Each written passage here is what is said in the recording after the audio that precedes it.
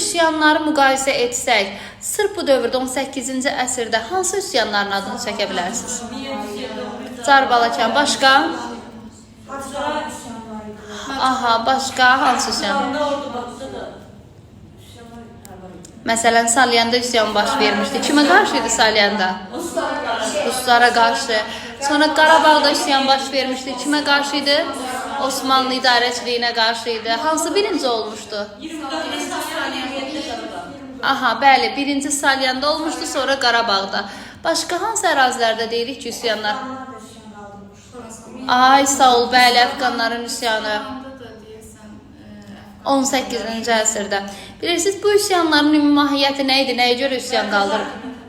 Mərkəzi hakimiyyətə qarşı. Bax, məsələn, adi deyək ki, bilirsiniz ki, Rusiya ilə Osmanlı arasında ərazi bölünmüşdü, elə deyilmi? İdarəçilik hansı